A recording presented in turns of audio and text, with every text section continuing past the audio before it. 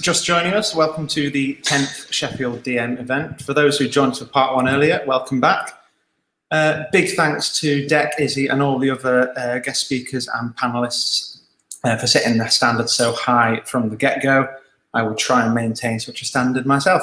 My name's Tom, one of the Sheffield DM team, and I'll be keeping you company throughout part two of today's all-day digital marketing event. I feel I probably should have suited up for this one, but there you go. So if you don't know already, Sheffield DM is a bi-monthly award-winning digital marketing event where we have expert talks, Q&A, discussion panels, general chit-chat, and unfortunately more of my face than is ideal. So welcome to part two of Sheffield DM number 10, which is all about PPC and paid media.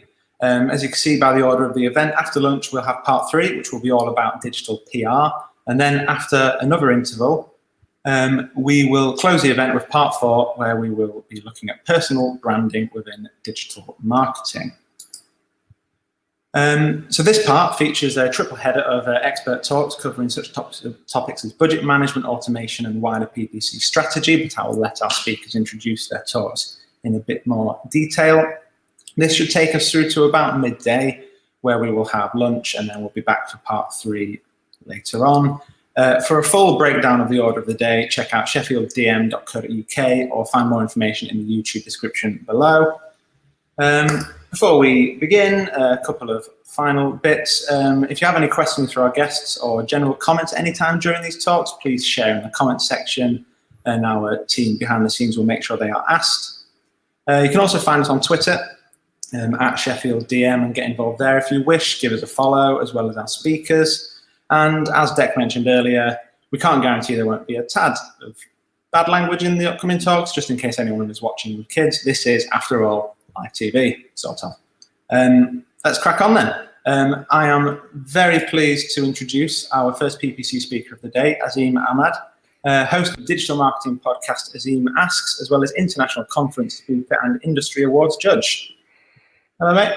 Hello. Thank you very much for having me. What an introduction. I feel super honoured. I always try and bring the red carpet down. How are you, mate? Yeah, very well, thank you. Very well. How about yourself? Not too bad, not too bad. How are you finding, I mean, it's a question everyone's getting asked at the minute, but because it's been so crazy, how have the last 4 months been for you? Well, 4 months ago, I had a full head of hair. No, I'm joking. I didn't really. Yeah, luckily, I have managed to get through relatively unscathed, to be honest. And luckily, a lot of friends and family have as well. It's been different. Certainly, I was the sort of person who only really worked from home maybe once a month, 1 or 2 days. But now, hyper productive. Really love it. But the only downside is no one gets to hear my bad jokes other than me. You need to convert your bad jokes to Slack like I do. I might do that actually. Yeah, it's a good shout. Well, yeah, thank you very much for joining us today, taking the time out of your day to speak to us. I'm really looking forward to this part in particular because pay-per-click is kind of my jam. It's my main interest within digital marketing, so I'm really looking forward to this. If you're ready to go, I will leave you to it, and Sheffield DM is all yours. Let's do it. Let's go for it. So yeah, hi everyone. Once again, thanks very much for having me at this event, and thank you for everyone involved for making this happen. Great morning event, brilliant speakers. Very tough act to follow, but I will do my best. Anyway, let's get into it. Going to talk to you about success with small budgets on Google Ads, give you a little bit of a beginner's guide. I've had a brilliant introduction, so I'll just whiz through this. As you know, I'm an in-house digital marketer, several years of experience. I judge marketing awards, and I've recently started my own podcast called Azeem Digital Asks. Anyway, less about that, more about what we are going to talk about today. So I am going to give you a little bit of background in the next slide, how you can get the basics right, things that you can look out for in terms of settings, and then give you an idea about how you can audit to really boost your ROI, especially when you've got a small budget. So here is your background. This is me, but it could be anybody thinking about PPC. Very common misconception that you need to have a lot of money to play on Google, and it's always about who spends the most will get to the top, and you've got to have lots of money and deep pockets. If you don't, you can't play. So in this talk, I will show you that you definitely can. You just need to start by getting the basics right. Get the basics right, and you are absolutely nailed on to have a great account. So speaking of an account, the very first thing that you should have right is your account structure. So on this slide, what I've done here is just made up a pretend law firm, which is the name of the account. Then in each campaign on the second level, I have split out each campaign into different themes. Keep your brand terms separate. They're your bread and butter. You should always have them separate. If you have them in the same campaign as everything else, it's probably going to mess up your data. And as someone like me who is very keen on data, it's always good to make sure you filtered it out correctly from the start. So in terms of campaign, various different types of product. I've got employment law, I've got family law, and I've got immigration law. Inside each campaign, you want ad groups with different themes based on the products above. So in the example here where I've got family law, I've got divorce as an ad group, and I've got child custody as an ad group, purely because somebody on Google who is searching for divorce might not always want child custody. Not everybody who gets divorced has children. Some do, some don't. So it's always better to split them out. Get as granular as possible is one of the things that I want to leave you with, definitely in terms of account structure. Then in terms of your keywords inside that ad group, anything related to divorce, stick into the divorce ad group. Anything related to child custody and child custody law, stick that into that ad group. It's really, really important for me to have as much granularity as possible, because the last thing you want to do is to pay for advertisements for someone searching for divorce and you show them a child custody ad. They might click it, but their intent is to search for divorce. You match that intent, you're on to a winner. You've got super cheap clicks. Thinking about ads and serving people the right ads, the best thing you can do in terms of structuring your ad copy is to try and stand out from your competition, especially when you've got very low budgets. How you can stand out, various different things here, but you should always end with a very strong call to action. So we've got an offer, ends on Saturday, 10% off your consultation fees in your fake law account. Book now, buy from your mobile. That's really important. One of the things that I've noticed when I've been doing PPC, those simple 3 words, from your mobile, will definitely increase click-through rates. Things like offers, I couldn't think of anything for a lawyer other than what everybody else says in terms of, we'll give you a free pen. Great. Things like vouchers, and then everything else like a lowest price guarantee or a free delivery. Then you're pretty much good to go. Once everything's all live and you're running, make sure that you run regular SQRs. SQR is just short for a search query report. Essentially, it helps you find out what you can use as negatives for things that you don't want to show up against, because we're not psychic. We can't create matches for every single thing that people search for. Although PPC is great, you literally cannot predict what people type in, especially now in times of COVID. People's search behavior and search intent is changing a lot. So yeah, the reason why you want to do that is because inside that report, you'll find things at a high volume that you probably didn't include into your account. So COVID is a decent example because somebody might search for divorce lawyer, coronavirus safe, or, safety measures around divorce lawyers and whatever. So if you've got that in place, you can trigger an ad for that. Create exact match terms for those queries. And as I mentioned, you can see what people have actually searched for. One of the benefits of Google Ads is that it will literally show you what people are searching for to find your business. And as I mentioned about negatives, they are really, really important. Always start with your account.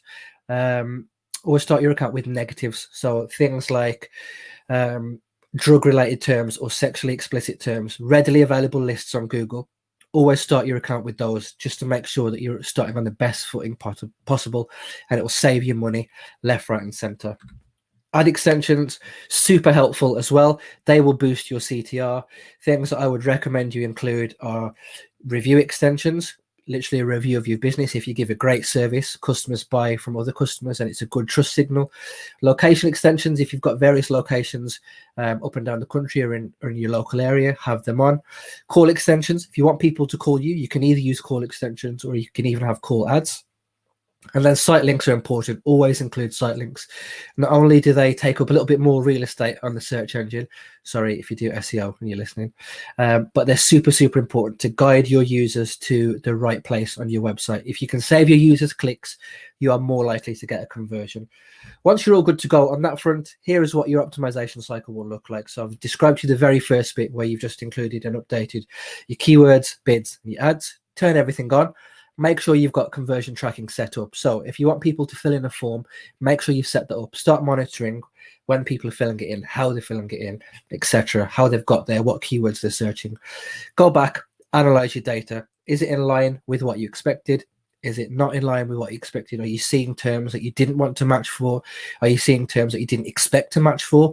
Include all of those, adjust your strategy, and it's just a never-ending and ongoing cycle. That's that. When it comes to building your account, my personal recommendation, I always do this. I don't use Google Ads, native account builder inside their platform. What I do is I use Google Ads Editor. Super, super handy, and it gives you a lot of settings to look out for. If you don't know what Google Ads Editor is, essentially, it's just a free-to-use product. You can work offline, make super amount of changes very, very quickly. The benefit of it is, as I've said here, it's your personal safety net, and you can review your changes before uploading. When you build things out in AdWords directly, you on there, it's pretty much good to go. And for me, personal preference is I like to do it locally on my computer, make sure everything is exactly as I want it, and then you're good to go. The benefit is you can check everything that you do before you push it live. You make a mistake, no worries, it will tell you, money saved, and you're off. A couple of things though that you should really be looking out for, because there are a couple of tricky settings in there which might inadvertently waste your money if you don't know what they are. So here's one here. Here's an example of a screen grab of Google Ads Editor where I've been looking at a campaign and something has been set up here. And if you didn't notice it or you didn't know to look for it, potentially you could be wasting your ad spend.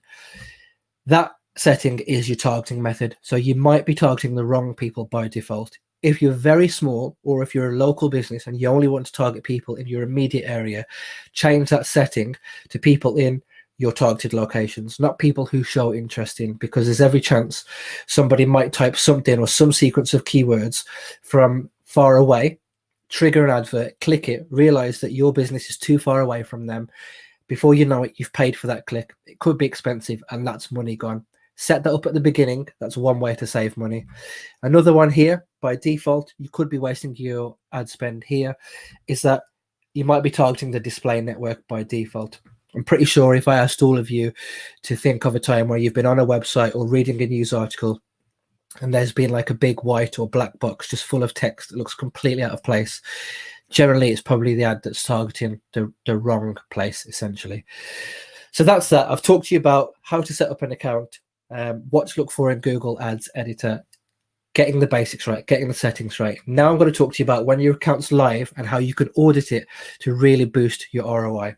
And what your audit timeline will look like, or certainly one that I do will look like, is this. So you start off and you focus on 5 things: build, keywords, ad copy, landing pages, and strategy.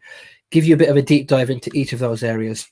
When I'm looking at a Google AdWords account build, ads, it's called Google Ads and I've called it AdWords. That's how old I am.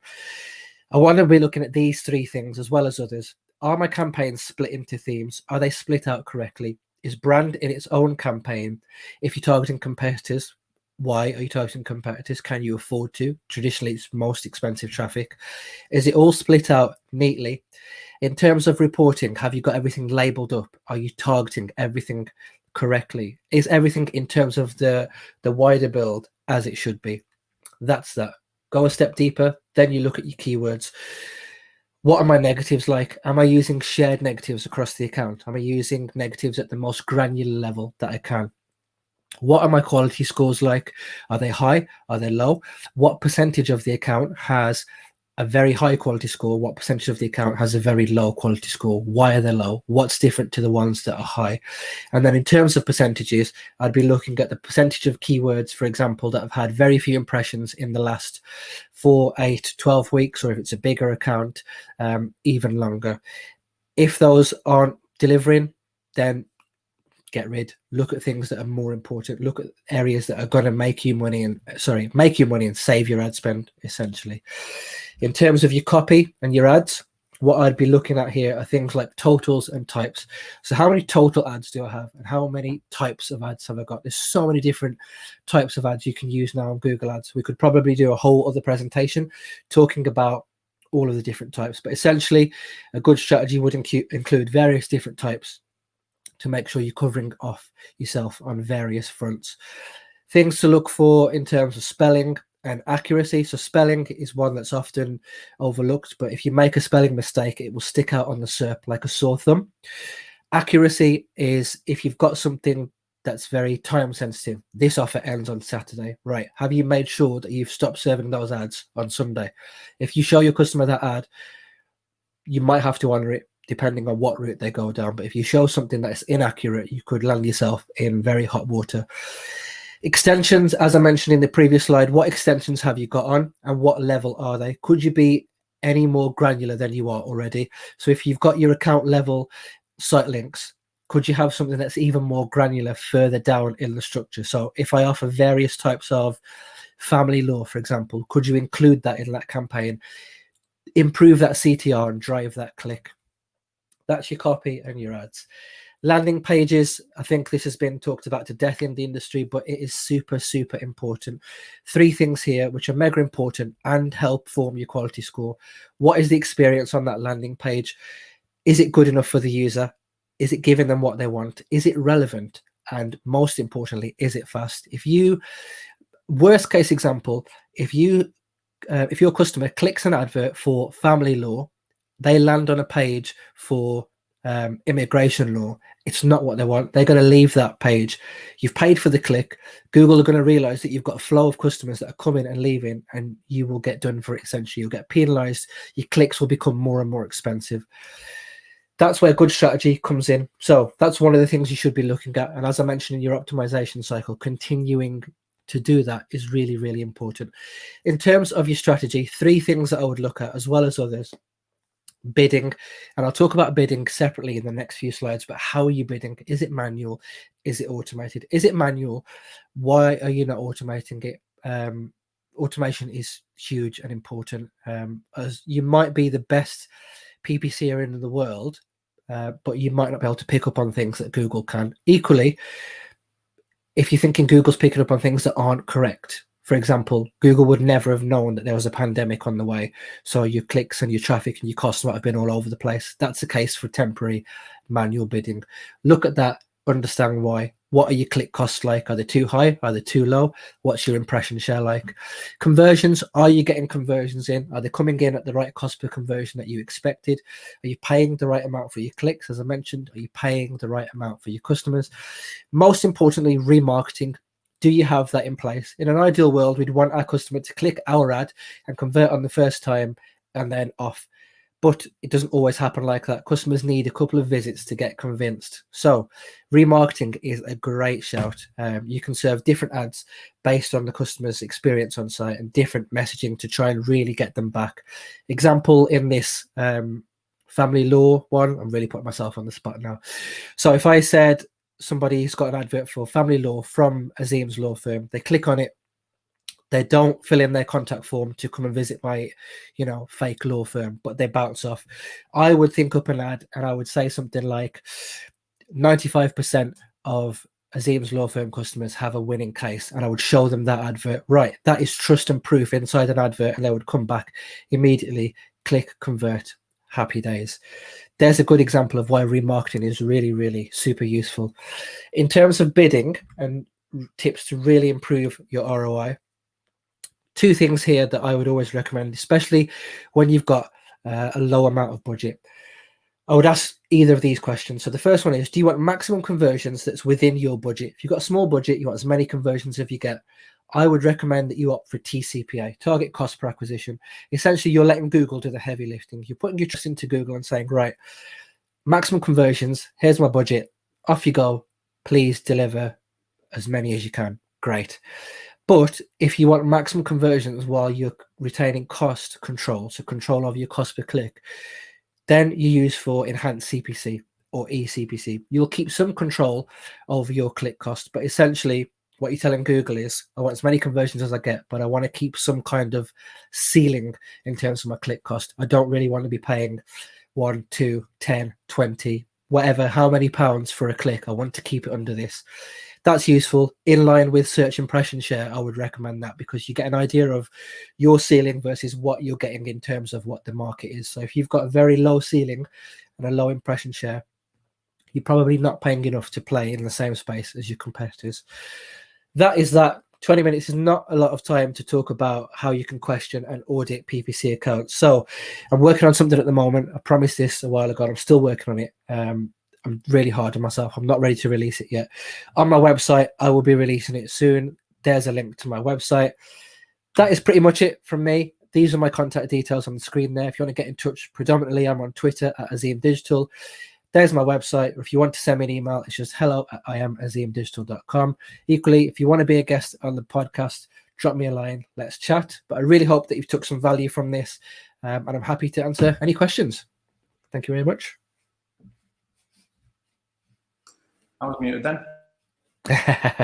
As you've already mentioned, we're going to ask a couple of follow-up questions if you're happy to ask for the folks watching. Let's go for it. I guess the biggest one would be, what would you say are some of the biggest mistakes that you see when auditing a PPC account? Say you've taken on a new client and you're checking out what they've done so far. What are the biggest balls that you see? This is an interesting question, definitely. So in an agency, for example, different agencies will structure accounts differently. So at the lowest level, you'd have things like naming conventions that are all over the place. For me, whenever I name an account, it should be so simple that like even a 6-year-old could understand what is in that account and in that campaign. So getting to grips with that is super difficult. The biggest one I've seen is literally everything just hammered into one campaign ad group. Everything's just all in one place, and you really, you might as well just like open your wallet and just tip your money out the window. It's just absolute nightmare. It's PPC car crash, basically.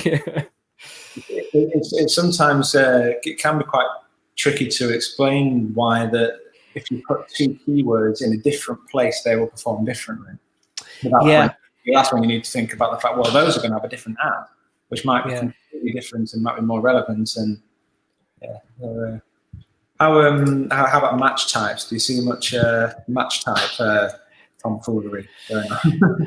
To be honest, with match types, it's the digital equivalent of this now. But yeah, because the exact match has now got a little bit looser with close variants, you're always seeing things on Twitter like, oh, Google, why are you matching this to this? So it's a case for doing more regular SQRs. I would always recommend splitting out by match types where possible, but equally I'm not averse to not doing that because of the way match types work now. It's just a case of ease, basically. But for me, my personal preference, I would definitely split out match types because it's just simpler. And depending on how often you can go back and make optimizations to the account, you can be really surgical when everything is split out. So that's definitely what I would recommend. Awesome. Okay. Another question we had in was, how would you deal with a client who wants a PPC campaign, but their website is not very good? If you know the sort of website I'm talking about. Yeah. That ain't going to work. Would you assist the website sorted first?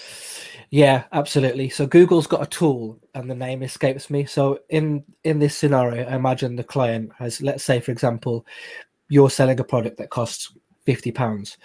I would use the Lighthouse test, put the client's website in that Lighthouse test, get the speed of the website. Then I'd use that Google's tool, which estimates how many conversions and how much money that you will be losing depending on how fast or slow your website is.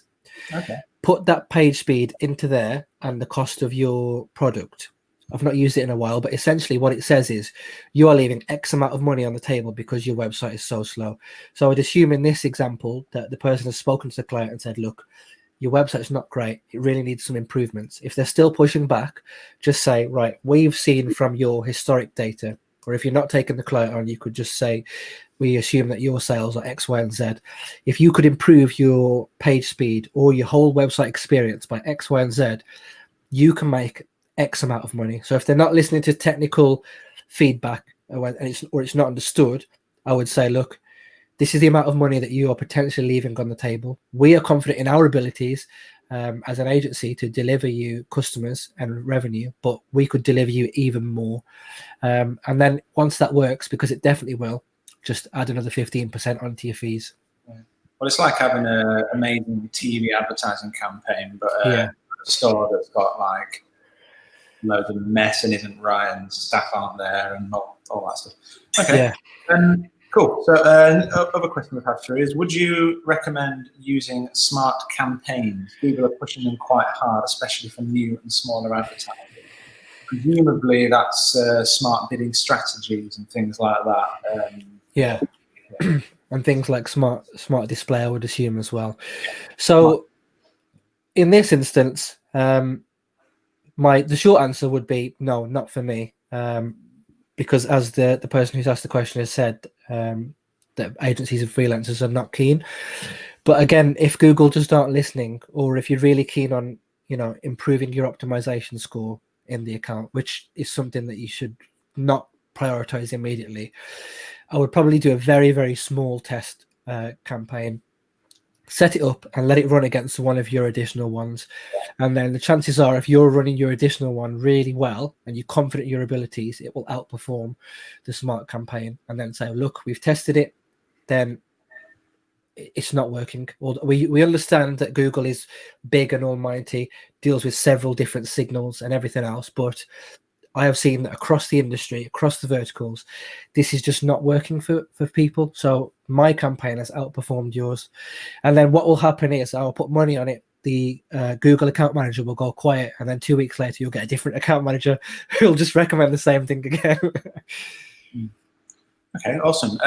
One more question then. So in terms of the optimization methods that you took us through, how often would you recommend small agencies or businesses, how often would you recommend these take place for them? Is it a weekly thing? Is it a monthly thing? Yeah, I really wanted to avoid the two words, it depends, but I'm going to say it depends. So essentially, let's say you've got... then that's okay. So at the very minimum, I would say when you've started the account and you're getting a decent amount of volume in, start with weekly SQRs. You can even look at daily bidding updates, but that's potentially overkill. Give it about a week, let things settle down, have a look what performance looks like, then move to 2 weekly, 4 weekly. One thing that's really useful is setting up scripts. Again, we could do a whole presentation about scripts. Set up scripts and Google alerts that are going to set off or trigger off if you happen to miss anything or don't pick up anything. That's super, super critical. But in terms of frequency of optimizations, I would start very frequent, and then as your account builds up and settles in, you'll get into a pattern of being able to knock things out in the past super quick. Awesome. Right, well, thank you very much for taking the time out of your busy schedule to join us today. I hope it's been fun. I've enjoyed it, yeah. Thank you very much for having me. I really appreciated it. Take care, mate.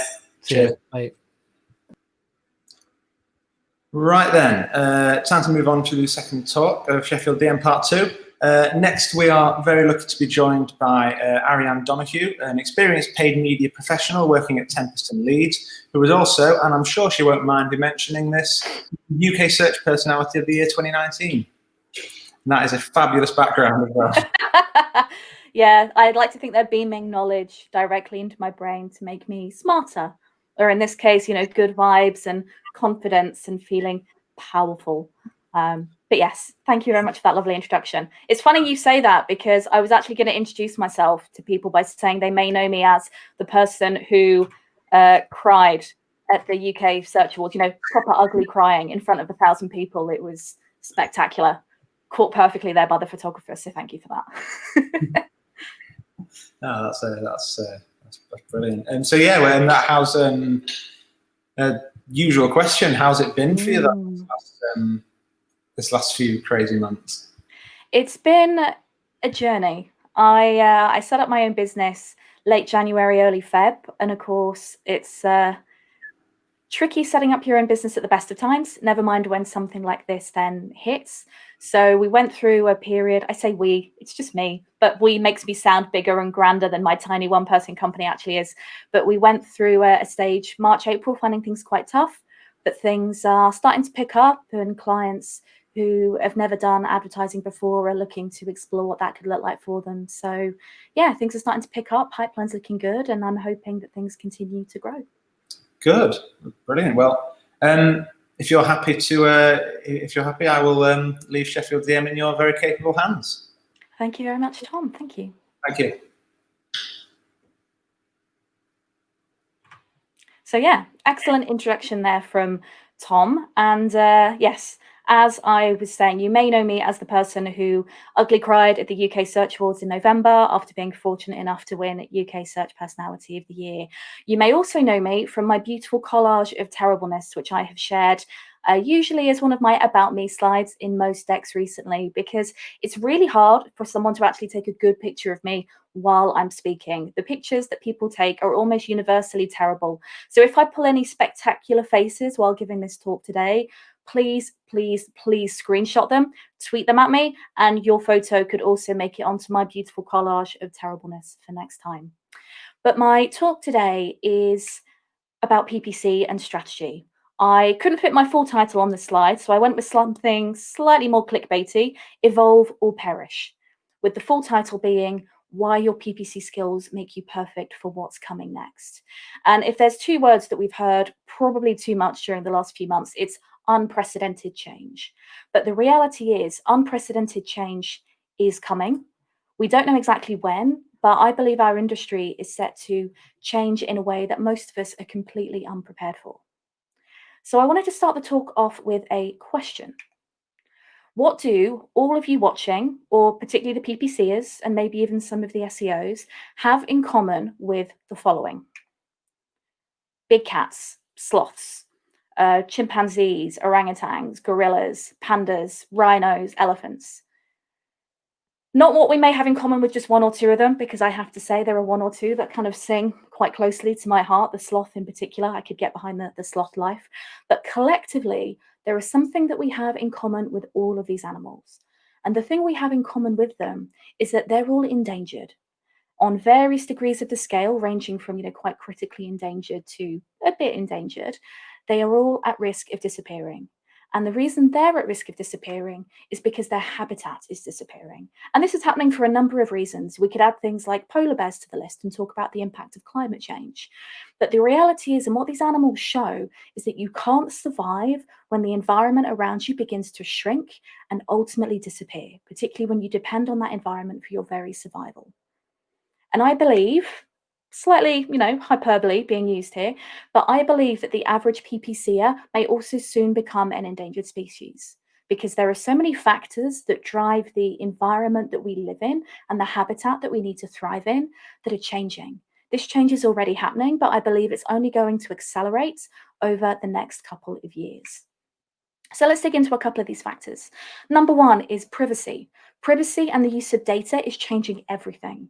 Over the last few years, consumers have, understandably, become increasingly aware and dissatisfied of how we in marketing have been using their data and what we've done with it.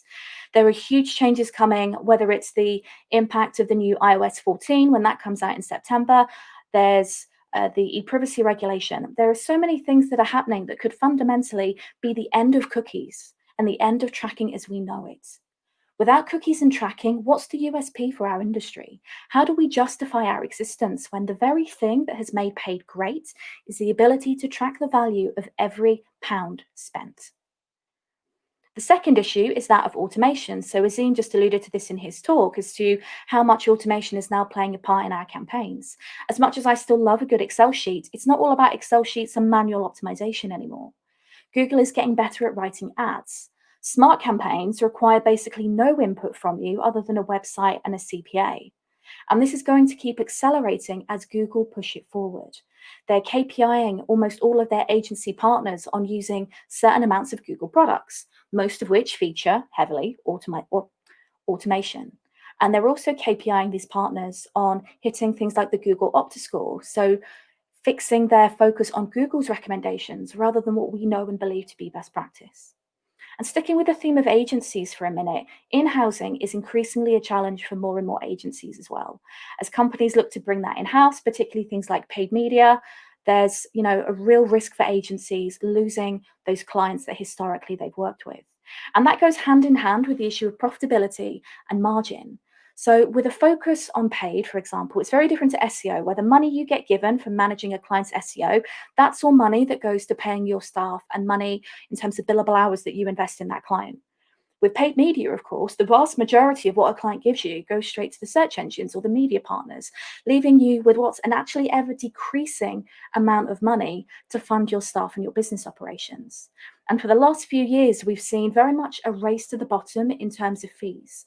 And increasing use of tech and automation and agencies having to fund this themselves is putting increasing pressure on the amount of money that you can make from the average PPC retainer. And so this leaves us in a situation where ultimately we have to adapt or die. It sounds dramatic, but if we've learned anything through these last few months of living with coronavirus, we know that we have to be prepared to pivot and we have to be prepared to change. So the question is really, what do we change and evolve into? What does the future look like for us? And my biggest advice for you here would be to be intentional. I've gotten to the point that I'm going to talk to you about in this session, but it's taken me nearly 15 years. And we as an industry collectively don't have that amount of time to figure out where we want to get to next. So ultimately, the work we do for clients is going to fall into two key areas. We can do it for clients, so we can execute campaigns, and this tends to be quite siloed, very operational, focused on specific channels, or clients increasingly are paying people to think for them. The great thing about thinking for a client is that instantly puts you into the role of a consultant, and clients are willing to pay more money for that, weirdly, than they are for execution, because you have the ability to actually deliver more value to the bottom line. So in some ways, it's not weird at all. And in this role of thinking for a client, you become an extension of their business and of their team. You're helping them to solve challenges, to anticipate what's coming next. You're asking the right questions.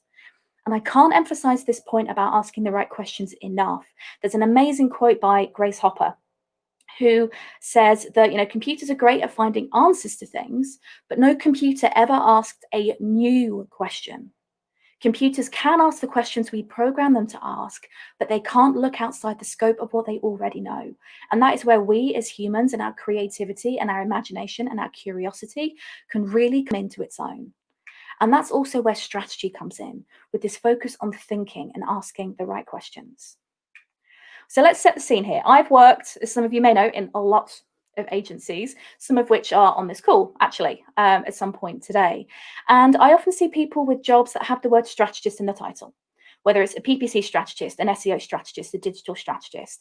And I believe that the word is often misused because what these people are actually doing is tactics. They're not actually doing strategy. And so what I'm going to do briefly is just explain the difference between the two because it's incredibly important. And to do this, I'm going to use a quote from The Art of War. I have a friend, and hello to JJ if he's watching, who used to quote The Art of War at me most mornings. He went through a period of doing this almost every day. When he was reading The Art of War, he'd give me a quote when I walked into the office each morning. And he actually believes it could be quite a good Bible for life as a marketer. You can almost take any quote from The Art of War and apply it to life in our industry. But the quote is, strategy without tactics is the slowest route to victory. Tactics without strategy is the noise before defeat. Sounds impressive, but what does it mean? It means that strategy and tactics are not the same thing.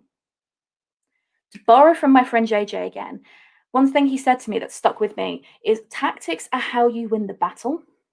Strategy is how you win the war. Strategy is about your goals and the overarching plan for achieving them, whereas tactics are these specific, actionable steps that you're going to take to getting there. All too often, if I ask a PPC or digital strategist for a client strategy, what I'm likely to get is a plan, probably for the next 3 or 6 months, that's going to broadly outline the things that they're going to do to hit a client's KPIs. This is actually tactics. They're giving me the steps and the specific actionable things they're going to do to get there. Sometimes they may include competitor or industry results, but not always. And if I ask what the client's core business goals are, or how we're going to work with other marketing channels to deliver on the client's main business objective, even when those channels are managed out of the same agency, the answer is often that they don't know. And so that isn't to say that you can't be a PPC strategist, that role doesn't exist. You can still take and apply strategic principles in what you do, but by its very nature, it's hard to do strategy from within a channel silo. And this is where I believe many agencies are falling down, because strategy needs to be about the big picture. What matters to the client? Why? Are they the right things to be focusing on? How do we use the resources that we have at our disposal to get them there? And the steps that you then take are tactics. For example, let's say a client comes to you and says, I want to triple my bottom line in 5 years. The strategy is looking at the market, past results, past campaigns, gathering insight to help us understand the internal and external factors that could prevent them from reaching this goal. Looking into who their customers are, what motivates them, what needs do they have? How does your client serve these customers' needs? Do they need to alter their offering or their messaging to better serve this audience? Is it even the right audience for where they want to get to? And then thinking about what else is missing from the picture. Do they have poor CRM? Does the site need an overhaul? Looking at every single element of their business, because marketing is about so much more than just, pretty pictures and brands and, the words we put in our ad copy. It's actually one of the most important things a company can do to get their product right, to get their relationship with their customers right. We are a conduit for so many things. And then what happens is you'll get into the specifics of what we would do for each channel, and that's the tactics. So you can have a high-level goal for each tactic, which might be increasing sales by X or increasing conversion by Y, but those goals cascade down from the overarching objective for your client and their business. We need to get to a point where this is what we're doing. We're thinking strategically, but we're acting tactically. And something I hear again and again is that people like the sound of becoming a strategist, but it's scary, right? The thing people say to me again and again is, I can't be a strategist because I'm not an expert in everything, or I don't know enough about every channel, or we're waiting for other things to be in place. We're waiting to have all the right chess pieces on the board before we can start moving. The challenge is that we lack strategists right now, and so we need to find ways forward around this. We miss out on being able to do our best work for clients because we're waiting for everything to be perfect, and life doesn't work that way. So agencies don't change, our work doesn't change, and clients are missing out on opportunity, and we're missing out on the opportunity to grow and enhance our skills. But if you think that you can't be a strategist because you don't know everything about everything, I'm here to tell you that you're wrong. Because the reality is that a career in search, and one of the most wonderful things about search, is how well-rounded it makes you comparatively, given that you're only working in a single discipline. With enough time in your job, you're going to touch on a huge number of areas that will give you many of the skills that you need to develop your strategic thinking. Remember, it's all about being able to think strategically here. That's the key thing. And it's okay to feel like you don't know everything. As I go through life, I'm suffering from almost a reverse Dunning-Kruger effect, where the more I learn, the more I realize I don't know, and the stupider I feel. And there's nothing wrong with that. There is nothing wrong to admit that you don't know everything. So let's touch on some of the areas where the expertise that you have actually makes you really perfect for this shift into a more strategic focus. The first of them, I'm just going to close the window because there's some sort of gardening going on outside, is data and analytics. This is a staple for any of us who work in search. The work we do daily with data and analytics helps us interpret information, business insights, and more importantly, if we're doing this properly, we're doing it in an actionable way. We're not just saying to clients, hey, your click-through rate went up from X to Y. We're telling them why it did that, what happened that may have driven that change, because merely stating your numbers isn't enough. We have to be giving our clients a so what. And so if already you can start to apply that thinking, you're already starting to think strategically on a level that many of your peers just will not be doing. The second area is customer data and insights. Anybody who spent time working in paid will know how important these are. Audiences have become a staple of any paid campaign. We can use this data in a number of ways, but the exposure we have to it gets us thinking about personas, customer needs, how to segment user data, and how the messaging might need to change depending on the group that somebody is in. And hopefully you can see how these are incredibly important skills that could easily be adapted to a shift on more strategic work. The next area is the website. Without sites, we wouldn't have jobs, our industry wouldn't exist. But the work we do around websites often goes hand in hand with things like conversion rate optimization, making landing page recommendations, looking into UX, and so much more. And things like UX, particularly for organic and sites in general, are now becoming so important for how the web looks to function and evolve. And so when we think about strategy's role of being that of solving business problems, having that ability to look at things from that initial click or impression that a customer sees, all the way through the journey to the point of conversion and beyond, having that knowledge around how to optimize websites and how people engage with them is incredibly powerful. Next, we have industry, competitors, research, that kind of thing. And this is also an area where those of us from a search background can shine. A huge part of our jobs is looking into what's happening both within the industry, within specific competitors, and more. And a big part of putting together a solid strategy for your clients is going to be able to look at and understand the macro and micro factors, the internal and the external, that are going to affect our ability to deliver on what the client is asking us for. We can take the skills that we have when it comes to analyzing a competitor's backlink profile, or looking into auction insights, or trying to determine what their pacing strategy may be on media, and taking that skill that we have and applying that on a broader level. And again, it's because strategy is about asking the right questions. You're not an expert in everything, and that's okay, because your job is to ask the right questions. You need to be curious. You need to have imagination and let those questions guide all of you and the client collectively to the right answer. So as much as I hate the phrase T-shaped, implying that you have deep expertise in one part of marketing and then a broad knowledge of the rest, it's actually incredibly useful in this instance, because you can take the skill you have in this one area and you can adapt it. You can be incredibly effective and you can hone your skills as you go, learning and improving day by day. Think of it a little bit like, I think it's the Wallace and Gromit, the wrong trousers, where Gromit's laying the train track in front of the train as they're speeding along, right? You're going to be learning and building as you go. And that's okay, as long as you get to the right destination, hopefully in one piece. And the other reason that you don't need to be an expert in everything is because strategy isn't a solo effort. You don't have to be an expert in everything by yourself, because you'll be working with people and subject matter experts who are.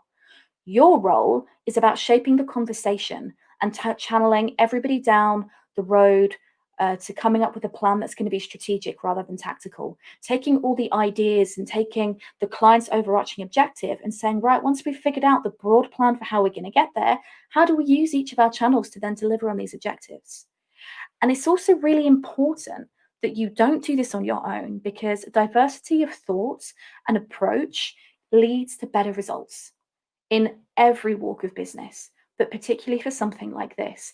So this should definitely be done in collaboration with your delivery teams, allowing people to input and advise on what's feasible from a tactics point of view, allowing people to channel each other on what the right approach for the creative might be, or what we should be doing with messaging, or how the website should potentially function. Bringing those people from different backgrounds and with different ways of thinking into the same room is going to give you some really great ideas, and is going to spark the thinking that you need to really get to where you want to go. And so what now? In an ideal world, we would have a sea of graduates that we train in strategy as a discipline, and maybe one day we'll get there. I hope we do, as brands and agencies increasingly see the value in these strategic approaches, because it also delivers better results for clients. That's the thing. When done well, it pays for itself many, many times over, and clients see the value in this. But until that happens, strategists are going to be hard to find. And so we, as an industry, are going to have to adapt and evolve, weaving strategy into our jobs, thinking outside of our channel bubbles and silos, until there is enough of us, enough of a critical mass to make this work. And it's that phrase about not letting the perfect get in the way of the good that we need to be mindful of at a time like this. And the other reason I think this is important, because I believe strategy is actually everybody's job. While there may be those of us who are strategists who live and breathe it and who are experts at finding ways to put that path together, everyone actually should be looking to think strategically. Everybody can and everybody should. Whether you work in a delivery team, client services, or in-house at a brand, everybody has a part to play. And it's all the more important because we need to challenge our thinking. If someone comes to you asking for a PPC campaign or an SEO campaign, it's all too often to just give clients what they're asking for. I've had this argument many times with salespeople going, oh, the client just wants SEO. But if SEO isn't right for that client, the first thing we should be doing is asking why, even if it is right for the client. Why does the client want to run this campaign? What are they hoping to achieve from it? How is it going to contribute to your overall marketing and business objectives? What are those objectives? What else might be impacting on your ability to deliver? Don't just go along with the established thinking and put together an SEO or a standard PPC approach and deliver that to the client. Because rather than offering services to clients, what we're actually in now is the business of offering solutions. Clients who come to us asking for a campaign are asking for that because they think it's going to solve the problem that they have. Whereas we are better informed to help them work out whether or not that's the right thing for them to do. We have to be the ones to challenge and guide our clients. They don't know what they don't know. And so we have to be the experts here and advise them. It's a bit like a doctor diagnosing a patient. You might go in to see your doctor and think that you have a specific problem, but with a little bit of testing and diagnosis, you might realize that the problem is something different that requires a different course of treatment. And so ultimately, I want you to go away from this session and start thinking differently. Think about how you can approach a client's challenges with a different focus, how you can add a strategic slant to your thinking, how you can challenge the brief when required. You might not be an expert in everything, but you're more of an expert than your clients. And I believe that we have a moral duty to suggest what's right for them, even if, or especially if, it isn't actually easy to do so. And so I'm going to leave you with a final quote, because there's so much change coming. And the earlier we prepare, the more ready we will be. Because at the end of the day, it isn't the strongest or the most intelligent that survives. If we've learned anything, again, from what we've been seeing with Corona, it's those that are the most adaptable to change. So start thinking about what that change can look like for you and start applying that to your work with clients. Thank you. Thank you very much, Arianne. I'll tell you what, if I didn't already work in paid search, I would be quitting my job right now and starting a career in paid search. That was brilliant. Thank you very much. Are you happy to? I'm aware we're running a little bit over, but are you happy to answer a couple of questions? I am. I do just need to have a cough though, because some water went down the wrong way just then. No worries. No worries. There we go. There we go. That's better. Woo. Awesome. There's one question I had actually, which is what advice would you give to people who get quite a bit of resistance from clients in terms of this idea of helping them see the big picture? You know, you mentioned like someone thinks they want SEO, but maybe they want something else. Have you got any tips as to how to kind of get the message across in a way that assists with that? It becomes a little bit chicken and egg. It can be a hard one because once you have the data showing that these approaches work better for clients, it becomes easier to convince someone of the value of that approach because you can show how well it's worked for other people in the past. When you're not fortunate enough to have that, what you need to do is get as many people on side as you can. So whether that's other people within your agency, maybe other stakeholders, if you've got other agencies who are working with that same client as well, you know, call them up and discuss the merits of this approach. It's one of those things, though, that's really hard until you get the first 1 or 2 opportunities under your belt that you can then use as case study fodder.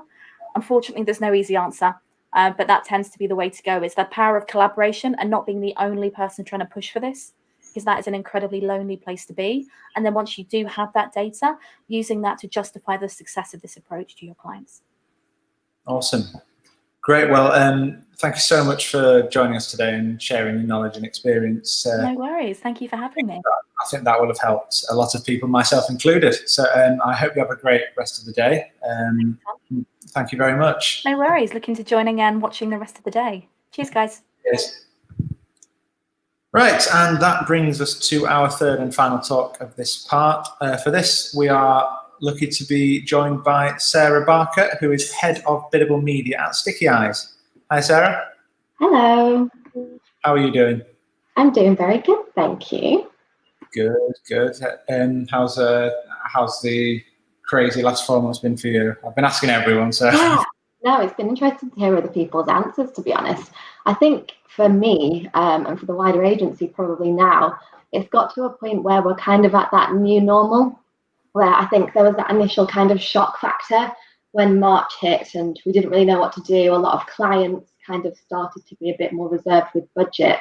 But I think we're all in a point now where we've kind of got used to working from home.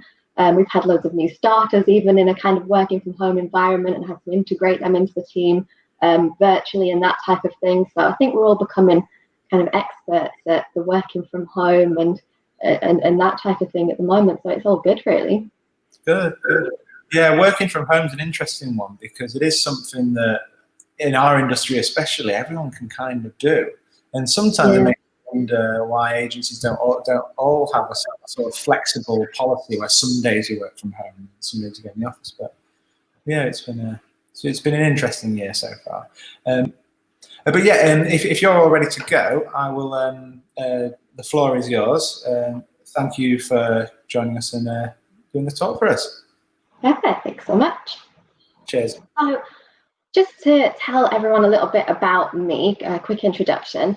So I'm Sarah, and I head up the biddable media team at an agency called Stickyeyes, based in Leeds, but part of kind of the wider IPG group. It always kind of scares me to say this, but we're actually like a 17-strong PPC team now, working across a breadth of clients, including the likes of Adobe, Kroger Bank, Science and Sport, and PhD. I guess outside of work, I'm a bit of a huge foodie, as you can probably see from the fact that we're sad enough to frame a lot of the menus of restaurants that we eat. And I actually wanted to put this picture in today as a little bit of a nod to Sheffield, one of my favourite restaurants, Jorro in Sheffield. I'm a massive advocate of one search approach, so that kind of integration between PPC and SEO. So you will see as I go through the presentation today, I can't resist but to put the occasional reference in to the ways in which PPC and SEO can work together. I'm also a huge Excel and data nerd, which really inspired the topic that I wanted to focus on today. It is a little bit nerdy, but it's an area that I guess me and my team have had, huge focus on over the last few months. So hopefully, given that we're seeing some real success from these types of approaches that I'm going to share with you, there'll be some type of actionable insight that maybe you can take away and apply into your own PPC campaigns. So to kind of put a bit of a background to the topic of data today, I first wanted to look at the topic of automation. As I think you'll have seen in the previous two presentations so far today on PPC, it seems like automation is still a real hot topic and buzzword within paid search, extending to things like machine learnings, which really stems from the fact that platforms like Google Ads, Microsoft Ads are releasing more and more features that leverage machine learning's automation and in turn reduce the control of the user, very much like Arianne just explained in her presentation a second ago. They're doing things now like close variant matching on exact match terms. So even your exact match keywords can realistically match to anything where Google considers it a semantic match. We've seen many occasions of brand matching to generic to brand. You can kind of get the picture on that one. Automated bidding. I think there's very few accounts now that I see where automated bidding isn't a huge feature. To really kind of make those changes on a wide scale across our accounts, probably more frequently than an actual user could do. Smart campaigns. So I know this is actually kind of a topic in the comments a second ago.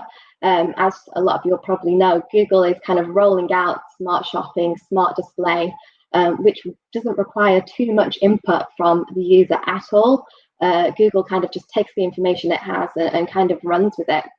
And there's also more and more planning tools, particularly kind of again in Google Ads, with things like Reach Planner and Performance Planner, that kind of analyzes the data again that the platform has in order to make predictions on how the account is going to perform. So I guess as these new features are rolled out, the way that we meet them, particularly from an agency point of view, is often with a little bit of caution. I was certainly very cautious about rolling out some of these features, just because it's a bit scary to kind of give up that control to the machine, particularly when we've kind of built out these accounts, very granular, very segmented, got them performing just as we wanted to. And then these kind of new features really throw a curveball out there to kind of take us in a bit of a different direction. However, I must say that when we've tested all of these different elements, we have actually found that they've worked quite well for us. I mean, even on the smart campaign side, this is probably the one that I was most resistant to at first. However, we actually inherited an account from another agency where smart campaigns had been running, so smart shopping campaigns in this case. And the lead on that account at the time was very adamant of, Sarah, you need to look at this. They're performing really well. The CPCs are so much cheaper. They're actually getting really good conversion rates. And it took a little bit of convincing, but he was right that the performance of those smart campaigns were actually outperforming some of our other shopping campaigns. They're not right, obviously, for every single account, but I wouldn't be too shy at using them. We had to admit that the performance was a little bit better. So then, I guess after that initial feeling of caution, it then almost turned into a bit of feeling of fear. Basically, that feeling of, well, if computers are doing our job for us and they're doing it well, what are we going to do? So very much kind of going back to what Arianne was just talking about a second ago, PPC has started to feel like a bit of an endangered species. I always like to reference, a spoiler alert if you haven't seen the movie, but the end of kind of iRobot, where the machine really starts to take over and think for itself and turns into a bit of, you know, that all-encompassing controlling machine. So that's kind of a lot of kind of vision that a lot of us kind of have in mind when it comes to things like automation. However, we started to address these points a little bit more at Stickyeyes and try to think about what it actually means for us at PPCers. So we started by actually looking at the tasks that machines are now doing in place of the actual people on the team. And we came to determine that a lot of these tasks are quite time consuming, you know, having to go into your accounts every day, check all of your keyword bids, make those optimizations.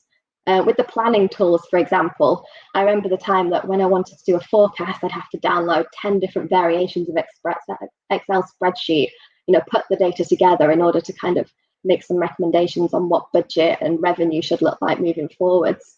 So it's quite good in a way that computers can take away some of these really kind of laborious, time-consuming tasks. And as I said a second ago, we also found that in many cases, the algorithms just do it a little bit better than we can. So take automated bidding, for example. There's absolutely no way that I could process the amount of data and to make changes across such a wide breadth of keywords, sometimes, you know, thousands in an account, multiple times a day. It just wouldn't be feasible. So in a lot of cases, really, we should be relying on the algorithms to do what they can do a little bit kind of more successfully than the user. And then again, it led us trying to draw the conclusion that if this is the case, maybe we actually have better things to be doing. And again, like Arianne said, I think our role is moving from one of the doing to one that is more kind of strategic and working on those tactics. So now the questions that we need to be asking ourselves is, how actually can I enhance the work of machines rather than working against them? How can we become the creators of these types of approaches rather than the robot doing the doing? And the solution that we've come up with at Stickyeyes is centered on data. So exactly what do I mean by data? Basically, that information that we have about our business, products, services, that goes beyond what the platforms can see. When it comes to things like automated bidding, they are relatively restricted in their vision. They can only see the data that the platforms have in order to make their decisions. But we as humans know a lot more about our businesses and services. I've just given some top line examples here across 3 different industries, but there's a lot of things that we might know. what is the margin of our products, not just how much revenue are they delivering. How much stock do we have of certain products? What are best sellers? Do we have any promos on? For finance, it might be things like lifetime value. Are there certain business focuses on certain products that we really need to focus on from a biddable perspective that maybe the platform can't see? For travel, again, maybe if we were kind of selling flights, there's a huge amount of availability on one certain flight and not on another. So we really want to be pushing budget in that direction. But Google Ads and Microsoft Ads in their basic form may not kind of be able to understand that. So we need to start thinking about integrating this data and fueling those algorithms. And this is where kind of the human input comes in. So how do we integrate this data? There's a ton of ways that you can do this. I mean, one option could be using kind of custom scripts, kind of offline conversions and that type of thing. The one area that I wanted to focus on today is actually data feeds. Again, just based on the fact that this has been a huge focus for me and my team personally, I'd say over the last few months. So I'm hoping that kind of by sharing this today, it is something that you can kind of go away and maybe try and have a look at implementing yourself if you're not already. There's 4 types of data feeds that I wanted to focus on in particular today. So the shopping feed, business data feeds, page feeds, and then finally ad customizer feeds. So starting on the shopping side, and again, like I alluded to before, smart shopping campaigns. So shopping is probably one of those areas, like display, that has become super automated and, hand over the control to Google in the last year or so with the onset of smart shopping campaigns. Unlike your original traditional shopping campaigns, you can't really anymore prioritize certain campaigns over another. You have absolutely no control over those bids and in terms often those CPCs. Although you can report on device, you can't do too much in the way of editing that. You can't set schedules and you can't set audiences. A little bit scary. You kind of approach this and think, well, if I just kind of enter a few details and it all starts running, where is my role in this? And our answer to that is feed optimization, so your shopping feed optimization. In order for that Google algorithm to work well from a smart shopping perspective, you need to ensure that the information that you're giving to Google is as strong as possible. So optimize, turn your attention away from optimizing the account and instead optimizing the feed itself. Things like product titles, I'd say probably around 80% of Google's matching to certain search terms is contained within those product titles. So you need to make sure it's also very like old school SEO, try and get some real kind of high popular search terms into those product titles as close to the start of those product titles as possible. And Google's going to display up to 70 characters. So make sure you're kind of using kind of those 70 characters, if not more, to get all the information you can about your products into those titles. Similarly, product descriptions, build those out as much as possible. We tend to find that a lot of our clients will simply scrape the information that you get from the website and put that into the product description. But think about how you can add extra things into there. So say you are a supermarket and it's coming up to Christmas. You might want to get little snippets in those descriptions that talk about those products as being suitable for Christmas time, Easter, and that type of thing. So when people do start searching on, Christmas party, Christmas dinner, this, that, the other, your products are going to stand a much better chance of matching. You should also make sure that you're completely filling in all the attributes available to the best of your ability, filling out those product types, because at the end of the day, product types are what is going to enable you to split out your campaigns and to report on them and that type of thing. So ensure that they're super relevant and super consistent across all your products. And then finally, make sure you're populating your custom labels. So these are kind of those custom elements that you can pretty much add anything you want into them.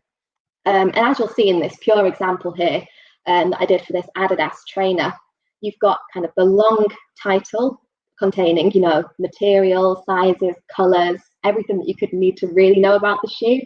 And the description is taken from the website, kind of nice and full, talking about the materials, the fact that you can personalize it should anyone be searching on those types of terms. Plus, it's also really good at engaging the user. You've got a detailed product type that will enable us to split out our campaigns at multiple levels and also report on each of those different variations, so the men's, the trainers, the originals and superstars. And then for custom labels, we've chosen things that really reflect our business priorities. So it's not all about, in retail, for example, how much revenue that we're driving. We also need to think about that profit. You know, we don't always want to get to that sale time and be pumping all of our budget in, because actually that's probably when our products have the lower margin. Can we be a little bit more lenient with some of our targets during those full price periods, knowing that we're actually making a higher profit, a higher margin on our products? Similarly, we might consider labels like bestsellers to create separate campaigns for bestsellers, sale versus full price, etc. It's also worth noting as well, when you're optimizing your shopping feed, that it's no longer just for Google Shopping. You can also now kind of display ads with smart shopping campaigns on the likes of YouTube, Gmail, display, and even, I guess, those organic surfaces across Google. So it's really, really important that that feed is in its best possible shape to be sending information to all of these different areas.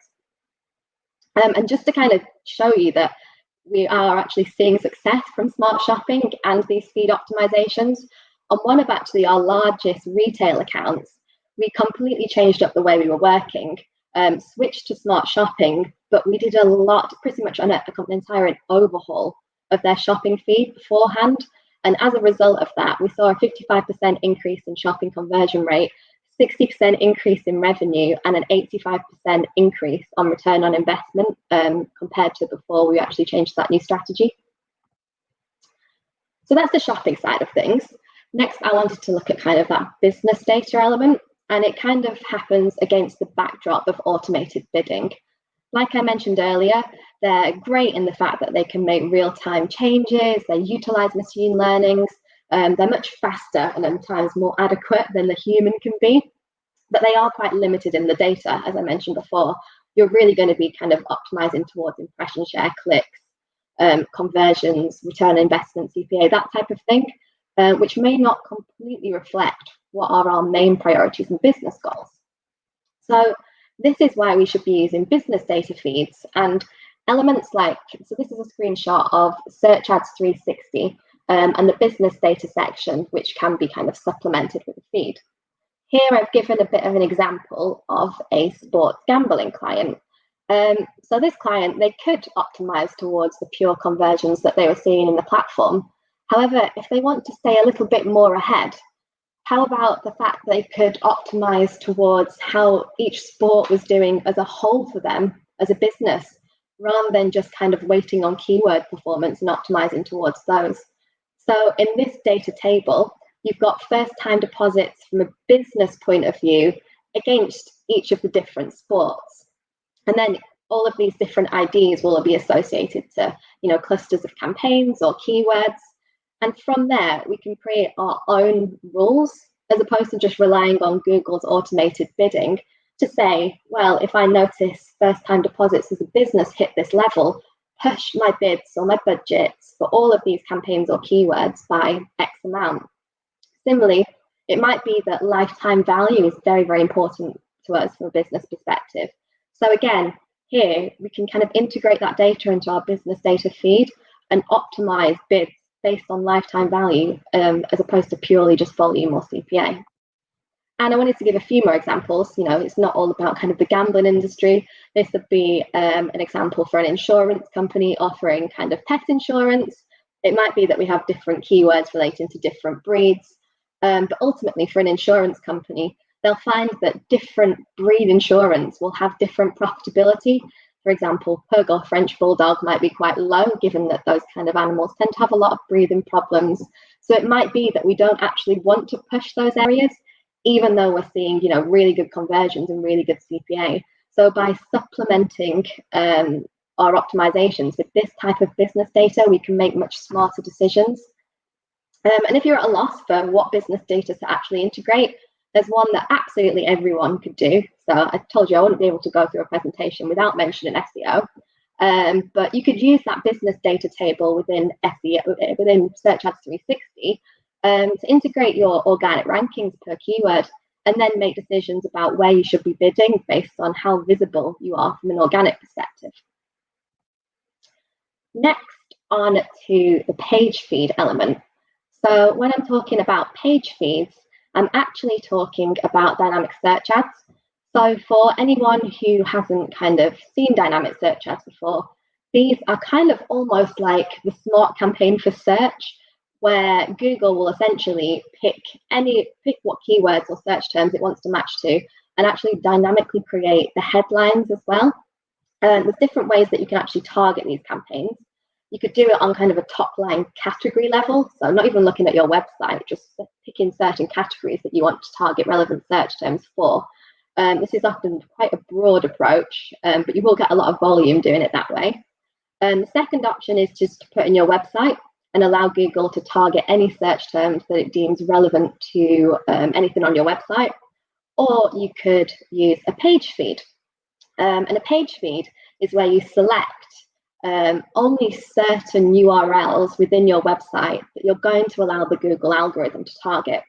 And it's in this way that we've actually seen the most success from our DSA campaigns, by kind of adding that additional layer of data and allowing them to become a little bit more targeted. So it may be that you only want to pull out the URLs for your best selling products, your top margin products. Again, if you're in the travel industry, maybe you only want to pull out URLs relating to kind of hotels or something like that that have the highest availability. Basically, those URLs that match your business priorities, and continually optimize those so that the DSA campaigns are only targeting the most important elements for your business.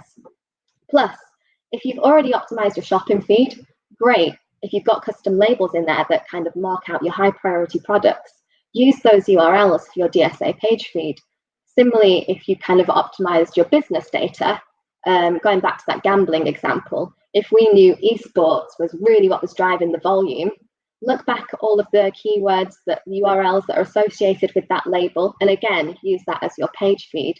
So you're kind of already one step ahead and not having to duplicate work. And again, just to really kind of emphasize the success that we have seen through using DSI campaigns, we initially began by doing a lot of generic activity for one of our commodities clients, and we were just struggling to get enough volume. So we took that leap, and we used DSA campaigns combined with a page feed and actually automated bidding. And as a result of that, compared to on other generic campaigns, we actually saw a 42% reduction in CPCs, because they can go after a lot more volume and maybe search terms we hadn't thought of. We got 90% more volume across our generic campaigns. And actually, the algorithm just seemed a little bit more adequate than what we were able to do from a generic optimization point of view. And we actually saw a 12% increase in on-site engagement. And then finally, I just wanted to end on using ad customizer feeds, because I'm aware a lot of the data that I've talked about so far is very much about powering the back end and our optimization and that type of thing. But you can also utilize feeds and data to power the front end too, and what that user is actually seeing. I do think that as a whole, ad customizers tend to be very underutilized, but where we've used them, again, we've seen a lot of success, and it just makes your life a little bit easier. Plus, you can kind of create some really exciting and different ads that can be relevant to that end user. So in this example here, the parameter at the top pulls in from an ad customizer feed to update the price associated with 100 business cards, so that if you are kind of a business that regularly updates prices, you're not going to have to pause all your ads, create new ads, very, very time consuming, and it can lead to dips in performance. Instead, all you do is kind of go into that ad customizer feed and make a change, or even maybe if it's synced up, to do that automatically for you. You can pull in different messages, different CTAs. For example, here it's suggesting that we could have a next day delivery message up until a certain time in the day, but then that will automatically switch to something that is kind of a bit more generic when next day delivery is no longer available. And then potentially just a little area where you could drop in your latest offer that continually changes depending on what the kind of business priority is at the time. But it doesn't just have to be limited to these examples. There's all sorts of things that you could customize your feed with. Availability, if you wanted to kind of tell user, how much was left in stock, stock levels, delivery, USPs, dates, anything really like that you can use to customize your ads. So yeah, I guess that's just 4 ways in which we're personally using our data to kind of fuel your campaigns. I'm sure you could think of many more. If you do want any more insight, do hop over to the Stickyeyes blog. I've actually written a blog version of the talk I've just kind of spoken to you about now, with a little bit more detail. If it was harder to follow, you'll find more insight over on that blog section. My contact details below. Brilliant. Thank you very much, Sarah. That was excellent. And unfortunately, due to time constraints, we might not be able to ask any questions on. But what, if you're happy, what I'll say is, if anyone's got a question for you, follow you on Twitter and ask you on Twitter, and you'll try and get back to them on that. Of course, I'll definitely get back to you. Awesome. Well, yeah, thank you very much for joining us. It's been an absolute pleasure having you, Arianne and Azeem, here at Sheffield DM. I hope you've enjoyed it too, and we hope to see you at another event in the future. Thank you very much. Thank you. Awesome. So that's it for part 2 of Sheffield DM. Thank you all for tuning in. Massive thanks once again to all 3 of our speakers. We'll be sharing their Twitter handles on the Sheffield DM Twitter feed at Sheffield DM, so be sure to give them all a follow. We'll be back at around 1 PM for part 3. And we hope you can join us, but for now it's lunchtime and I think my boss has got me a pizza. So we will see you in about 40 minutes.